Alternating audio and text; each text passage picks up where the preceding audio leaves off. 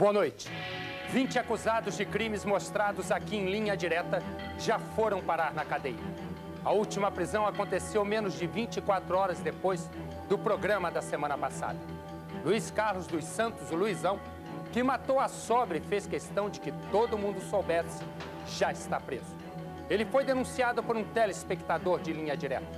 A prisão de Luiz Carlos dos Santos você vai ver daqui a pouco. Vamos agora ao primeiro caso de hoje.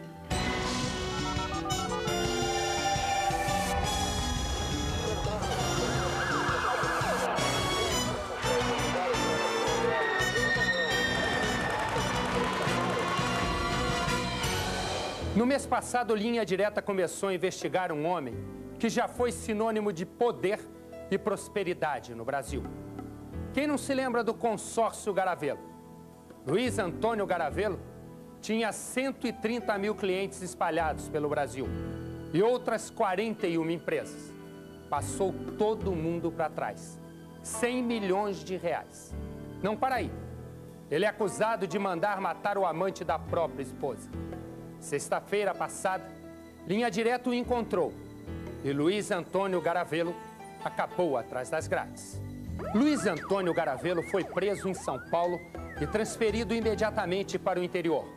Passou a ocupar ainda na sexta-feira uma cela na delegacia da cidade de Lins, onde vai responder pelo assassinato do amante da mulher. O réu nega o crime que é imputado a ele. Aliás, ele não tem razão alguma para ser o mandante do crime. Ele sabia das relações de sua mulher e nada fez. Se algo fizesse, seria muito mais natural que o fizesse logo que soube das relações adulterinas da esposa. Mas o homem que teria contratado, por ordem de Garavelo, 3 pistoleiros para execução, continua solto. Henrique Memberg. Apagou um pouco essa dor da gente, né? De querer saber quem era, e agora a gente tá... Embora não tenha mais meu filho mesmo, eu perdi tudo da minha vida. O casamento de Luiz Antônio e Deise Garavelo desmoronou definitivamente quando ela, uma das mulheres mais ricas do interior paulista, se apaixonou por um de seus guarda-costas. O guarda-costas amante acabou sendo fuzilado pelos pistoleiros.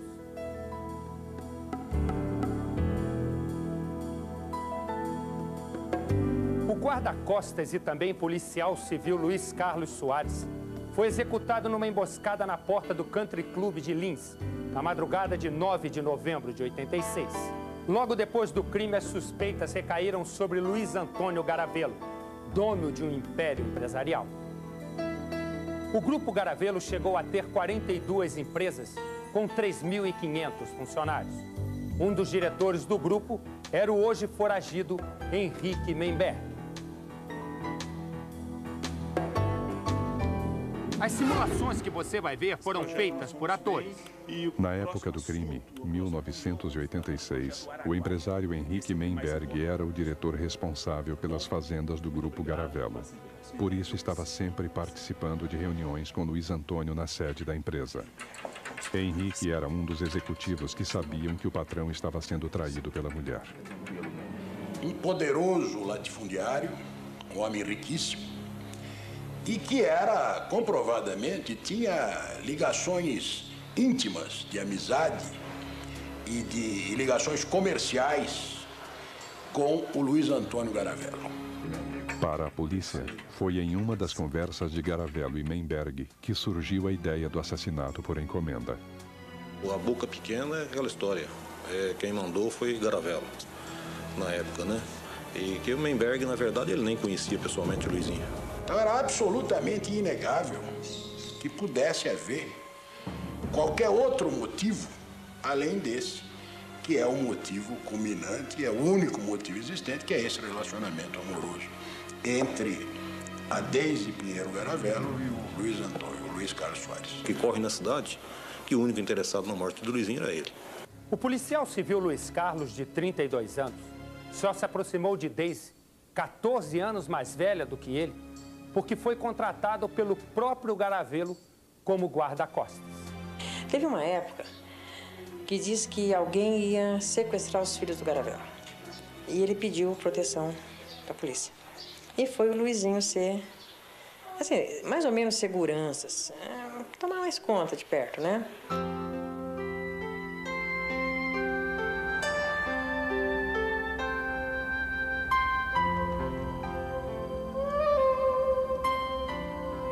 Se turmando, se entrosando, e acabou essa paixão louca que acabou levando ele.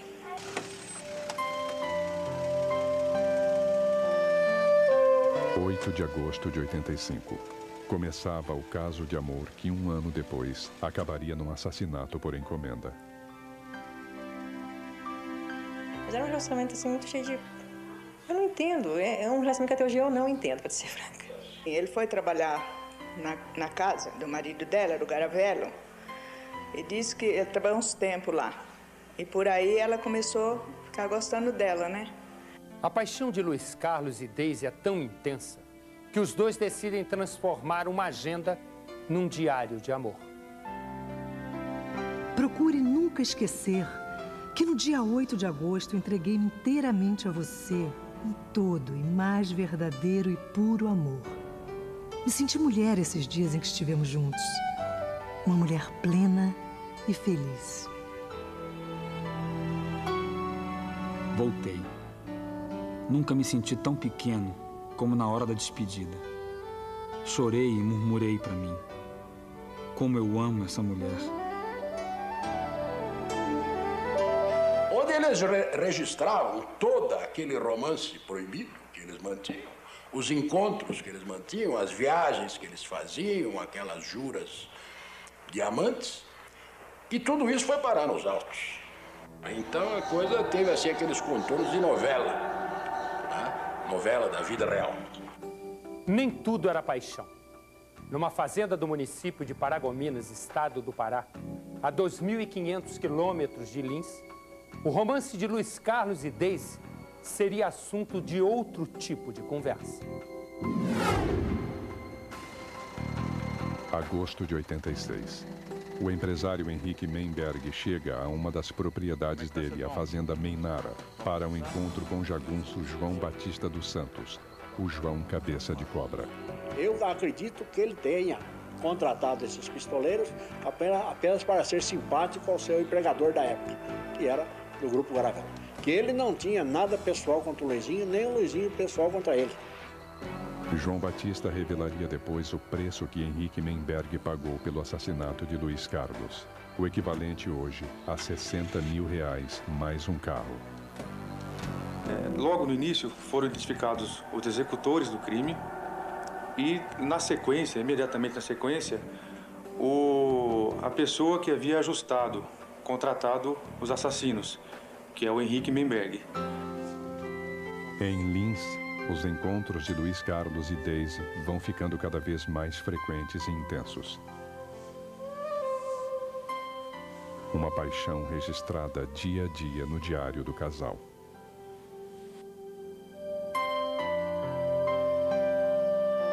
Teu corpo é um looping de montanha-russa. Me dá vertigem só de pensar em te amar.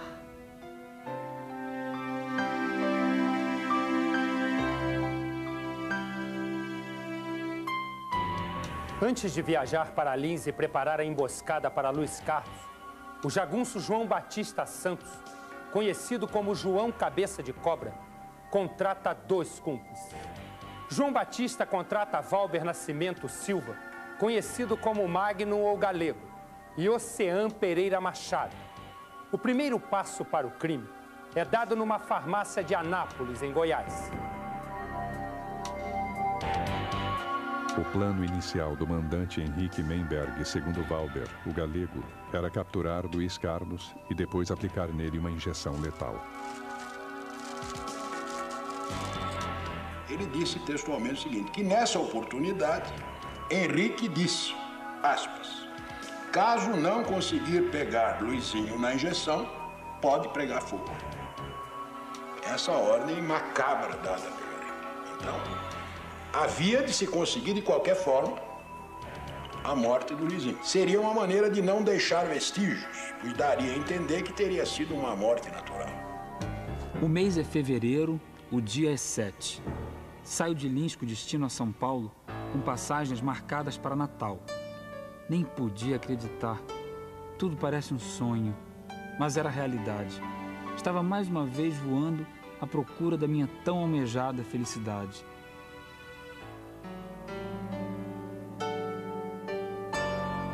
O barzinho à beira-mar, no Rio Grande do Norte, é apenas um dos lugares especiais que os dois escolhem para se encontrar.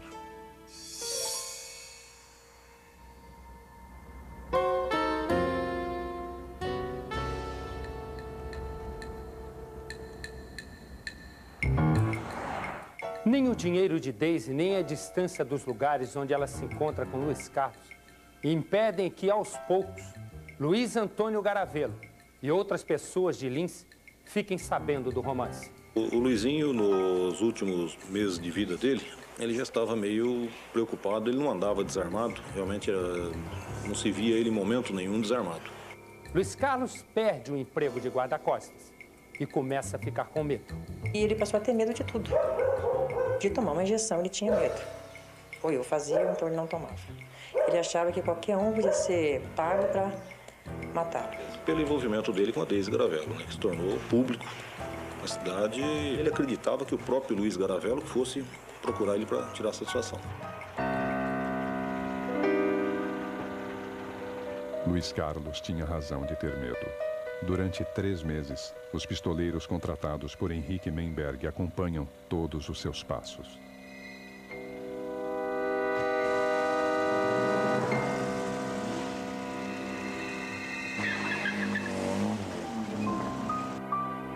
Éramos alvo de comentários por toda a cidade.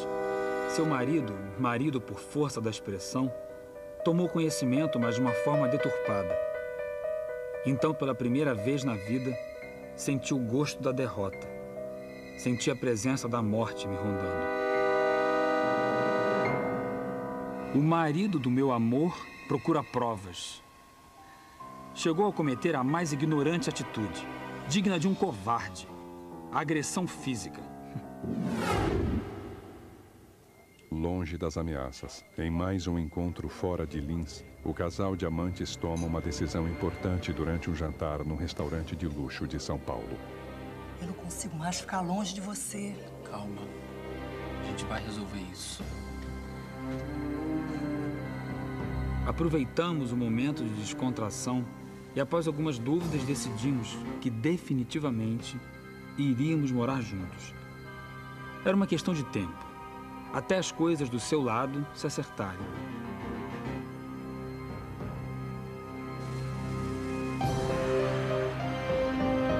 Muitas pessoas acham obsceno uma mulher mais velha beijar e amar um homem mais jovem.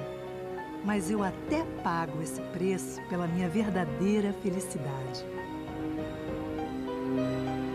O plano de viver juntos não dá certo e é substituído por outro, mais urgente e mais doloroso.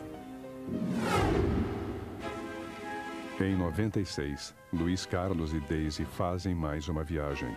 Para a família, ela diz que é um final de semana em Petrópolis, no estado do Rio. Ela que tinha que dar o respeito, porque ela era uma senhora casada. Ela era um solteiro, era um moço solteiro. Na verdade, Daisy está numa clínica clandestina de aborto, interrompendo uma gravidez indesejada. Não gostava do marido, não se dava com o marido. Se virasse, desquitasse. Não há tempo para separação. No dia 8 de novembro de 86, os 3 pistoleiros contratados pelo empresário Henrique Menberg e hospedados no Hotel Paulista, no centro de Lins, decidem que chegou a hora de matar Luiz Carlos. João Batista, Valber e Ocean não chamam muita atenção enquanto estão no hotel, mas vão cometer um erro que 1 mês depois do crime vai levar a polícia até eles.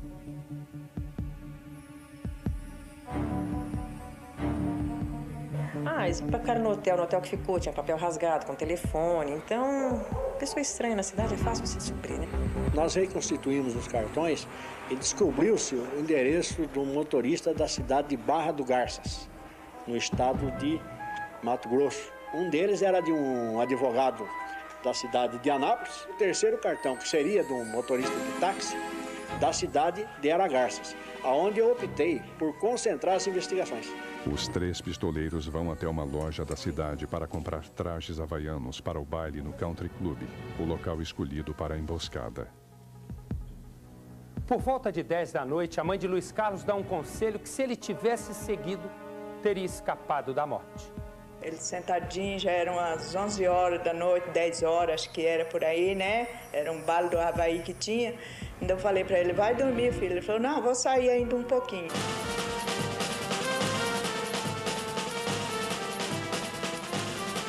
No início da madrugada, Luiz Carlos mais uma vez enfrenta os olhares e a curiosidade de todos. Daisy está no baile com o marido.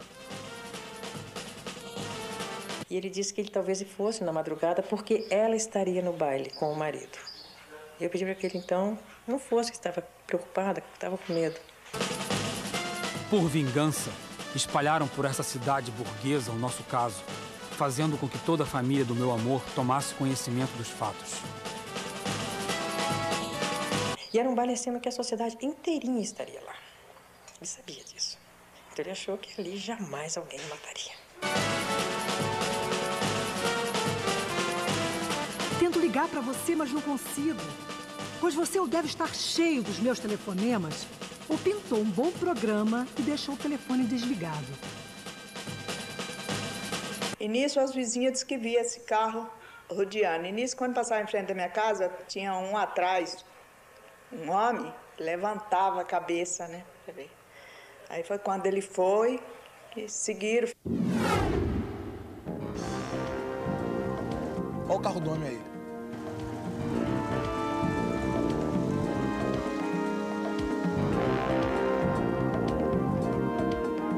Em princípio, eles estiveram os 3 no clube. O Magno, o Ocean e o João Batista. Aguardando que o Luizinho saísse do clube. Daisy, você é uma mulher que eu queria e sonhava. Uma mulher que me ensinou a amar. E me amou como jamais eu poderia imaginar.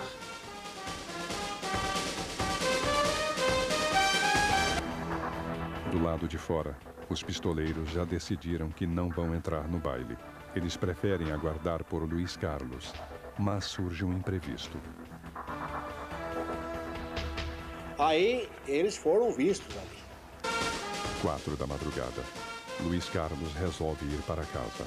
O assassinato encomendado a 1000 quilômetros de distância por Henrique Menberg vai acontecer. O João Batista retirou-se para o hotel, que achou que ia amanhecer o dia e o Luizinho não saísse do baile. E os 2 permaneceram, o Ocean e o Valber.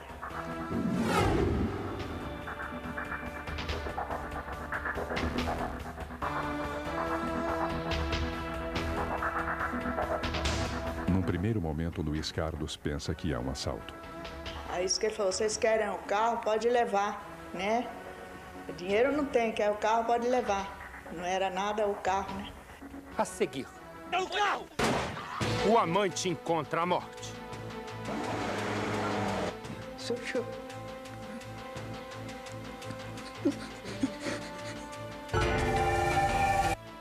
E também a fúria assassina do homem que parecia ser bonzinho. Você vai ver também a prisão em São Paulo do homem que matou a sogra. Caso mostrado semana passada aqui em Linha Direta.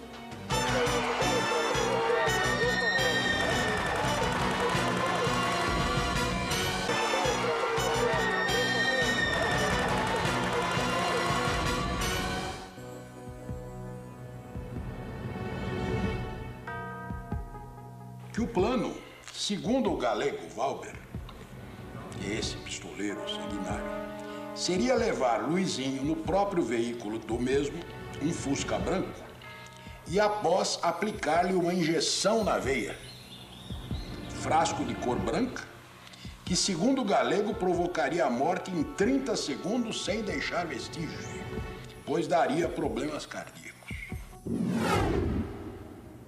O plano de levar Luiz Carlos não vai dar certo. Valber saca o revólver e dá o primeiro tiro. Luiz Carlos começa a correr de volta para o clube. Valber dispara o segundo tiro, desta vez pelas costas. As pessoas mesmo eu não vi, eu só vi o carro mesmo saindo. Eram 2 homens. Eu não recordo. Eu vi o carro. Aí eu vi uma pessoa correndo por trás da quadra de tênis, né? Uma pessoa correndo em direção à portaria do clube, onde havia um carro da Polícia Militar. Eu vi uns 2 ou 3 disparos. Eu até ainda comentei, não deve ter acertado, porque senão a pessoa não estaria correndo daquele jeito, né? Deu marcha ré em alta velocidade, levantou poeira e saiu em seguida por uma antiga porteira que existia aqui nessa saída do clube.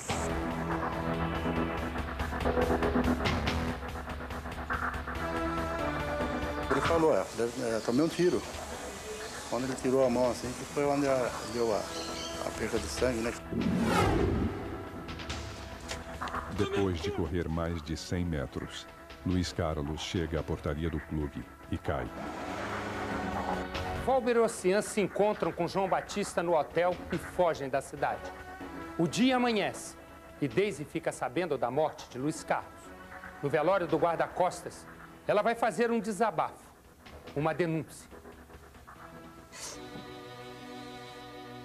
Eu sei quem mandou matar esse homem. Já falou, eu sei que foi ele. Ela não citou o nome. Ela disse, eu sei que foi ele. Sabe? Mas ele vai me pagar. A Daisy Pinheiro Garavello compareceu ao velório em estado de desespero, em estado de choque. Essa altura não se sabia de coisa alguma. Sabia-se apenas que ele havia sido baleado e morto. Ela declarou perante todos que quisessem ouvir que ela tinha certeza de que quem tinha determinado a morte do Luizinho era o marido dela, o Luiz Antônio Garavello.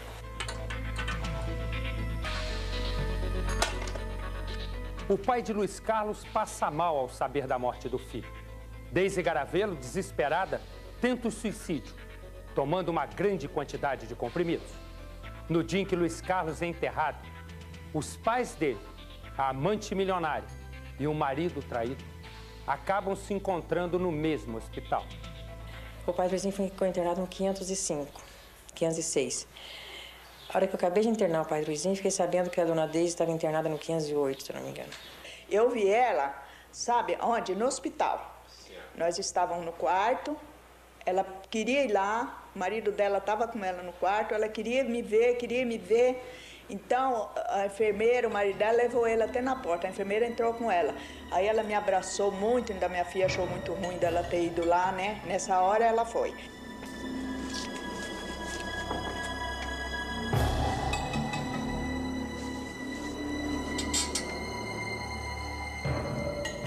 Não tem nada mais triste, porque de uma morte, que o senhor está vendo uma doença, uma coisa, o senhor está esperando o descanso, veja aquela pessoa. Mas um filho sair bonito, bem arrumado para uma festa e voltar morto, os pais, não é fácil, não.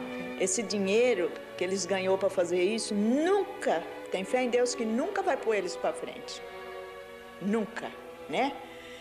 Esse dinheiro que eles pagou para eles, eles podem um dia ainda vir pedir um pratinho de arroz e feijão aqui na minha porta. Os cartões rasgados deixados na lixeira do quarto do hotel levam a polícia aos assassinos. Exatamente um mês depois do crime, os colegas de Luiz Carlos na delegacia de Lins conseguem prender Ocean Pereira Machado, de 26 anos, em Anápolis, Goiás. 9 dias depois, João Batista dos Santos é preso em Brasília. Valber Nascimento Silva, o homem que atirou em Luiz Carlos, nunca foi preso. Há 2 versões sobre o destino dele. Uma é de que Valber fugiu para a Bolívia. A outra é de que foi assassinado pelos cúmplices em Mato Grosso. São boatos. Inclusive, se existem essas notícias, há também notícias que ele teria sido preso em outros estados. O empresário Henrique Menberg, sócio de Luiz Antônio Garavello, nunca foi preso, apesar de ter sido condenado a 12 anos de prisão como o homem que contratou os pistoleiros. Ele apelou da sentença, mas a justiça manteve a condenação. Homem rico e dono de várias fazendas, Henrique Menberg está foragido. É por isso mesmo, porque ele é rico empresário que a polícia está desprezando a gente aqui que é fraco, que se fosse talvez um milionário já tinha ido atrás, né? Sou eu.